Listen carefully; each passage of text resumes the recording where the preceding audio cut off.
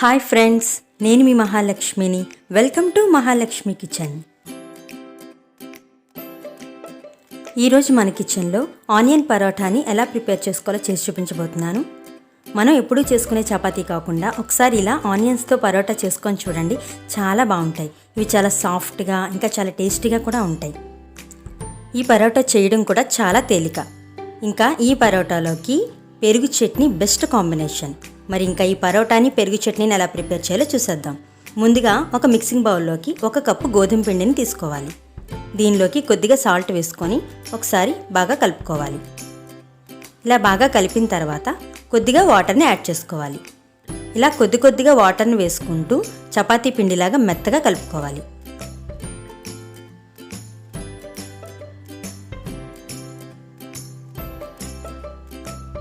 చూసారు కదా, ఈ విధంగా సాఫ్ట్గా కలుపుకుంటే పరోటాలు చాలా సాఫ్ట్గా ఉంటాయి. ఇలా కలుపుకొని ఒక అరగంట పాటు మూత పెట్టుకొని పక్కన పెట్టుకోవాలి. ఈలోపు మనం పరోటాలోకి ఆనియన్ మిక్స్ని ప్రిపేర్ చేసుకుందాం. దీనికోసం స్టవ్ వెలిగించుకొని ఒక ప్యాన్ వేసుకొని 2 స్పూన్ల ఆయిల్ వేసుకొని 1 స్పూన్ జీలకర్ర, 1 స్పూన్ చిన్నగా కట్ చేసిన వెల్లుల్లిపాయ ముక్కలు వేసుకోవాలి. వీటిని కొంచెం వేపిన తర్వాత ఒక పెద్ద ఉల్లిపాయని చిన్న ముక్కలుగా కట్ చేసుకొని వేసుకోవాలి. ఈ ఆనియన్స్ పచ్చివాసన పోయే వరకు బాగా వేపుకోవాలి. ఇలా బాగా వేగిన తర్వాత దీనిలోకి కొద్దిగా సాల్ట్, కొద్దిగా మసాలా కారాన్ని యాడ్ చేసుకోవాలి. ఈ మసాలా కారం ఎలా ప్రిపేర్ చేసుకోవాలో డిస్క్రిప్షన్లో లింక్ పెడుతున్నాను, వీలైనప్పుడు తప్పకుండా చూడండి. ఉప్పు కారం వేసిన తర్వాత ఒక 2 నిమిషాల పాటు బాగా కలుపుకొని స్టవ్ ఆఫ్ చేసుకొని కాస్త చల్లారనివ్వాలి. ఈలోపు మనం చపాతీ పిండి తీసుకొని ఒకసారి మళ్ళీ బాగా కలుపుకోవాలి. ఇలా బాగా కలిపిన తర్వాత ఈ పిండిలోంచి కొద్దిగా పిండి ముద్ద తీసుకోవాలి. దీన్ని బాల్లాగా చేసుకొని కొద్దిగా పొడిపిండి వేసుకొని చిన్న చపాతీలాగా రోల్ చేసుకోవాలి. కొద్దిగా ఇలా రోల్ చేసిన తర్వాత దీనిపైన మనం ముందుగా ఫ్రై చేసి పెట్టుకున్న ఆనియన్ మిక్స్ని 2-3 స్పూన్ల వరకు వేసుకోవాలి. ఇలా వేసుకున్న తర్వాత నేను వీడియోలో చూపించిన విధంగా ఈ విధంగా ఫోల్డ్ చేస్తూ క్లోజ్ చేసుకోవాలి. చూసారు కదా, ఈ విధంగా క్లోజ్ చేసి ఎక్సెస్గా పిండి ఉంటే తీసేసుకోవాలి.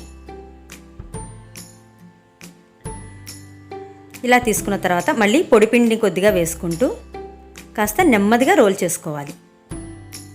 గట్టిగా ప్రెస్ చేస్తూ రోల్ చేయడం వల్ల మనం పెట్టిన ఆనియన్ స్టఫింగ్ అనేది బయటకు వచ్చే ఛాన్స్ ఉంది కాబట్టి కాస్త నెమ్మదిగానే రోల్ చేసుకోవాలి.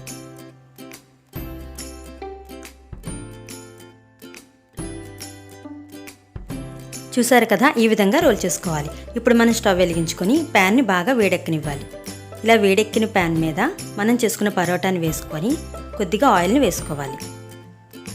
ఒక 10 సెకండ్స్ తర్వాత రెండో వైపు టర్న్ చేసుకోవాలి. ఇలా 2 వైపులా కూడా బాగా కాల్చుకొని తీసుకోవాలి.